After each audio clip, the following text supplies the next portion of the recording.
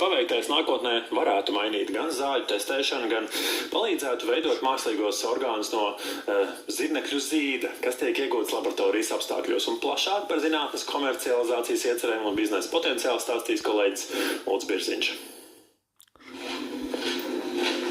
Miljonus eiro. Šādu finansējumu no Eiropas Inovāciju padomes izdevies piesaistīt Latvijas jaunuzņēmumam Printīmed. Visa pamatā ir Latvijas Organiskās sintēzes institūtā radītā metode mākslīgā zirnekļu zīda ieguvēja. Zirnekļu zīds ir tāds diezgan fantastisks materiāls, kuram piemīt, kā jau ļoti bieži saka, izturība lielāka nekā dzelzī, un viņš ir ļoti izstiepjams. Mēs viņu varam dabūt laboratorijā.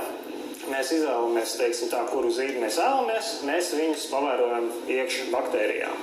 Un mēs varam iegūt daudz lielāku kvantitāti, nekā cilvēki ir mēģinājuši dabūt to dabiskajos apstākļos. Ar piesaistītā finansējuma palīdzību jaunuzņēmums plāno jau pēc 2 gadiem uzsākt ražot inovatīvu mākslīgā zirnekļu zīda membrānu tehnoloģiju, integrējot to orgāna uz čipa modelī. Orgāna uz čipa ir tāda neliela, teiksim, plastikāta ierīce ar dažādiem kanāliem, kur tiek ielikta mūsu membrāna. Viņai virsū tiek ieliktas noteiktas šūnas, noteikta orgāna un, respektīvi, tiek veidots orgāna modelis. Un tad caur tiem kanāliem plūst dažādas zāles un testē, principā, to zāļu iedarbību uz šo te orgānu. Tas ir, lai neizmantotu pētniecībā dzīvniekus, tad šobrīd ir izveidota tāda jauna tehnoloģija.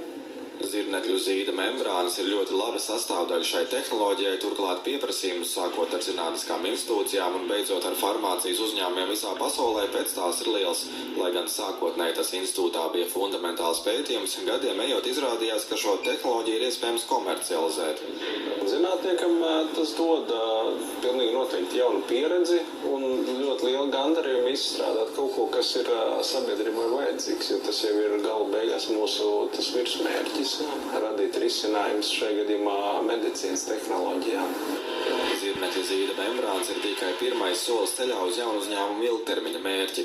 Mūsu lielais mērķis ir izstrādāt mākslīgos orgānus un ietverus no zirnekļa zīda. Tā kā nākamais pielietojums, ko mēs attīstīsim, ir tādi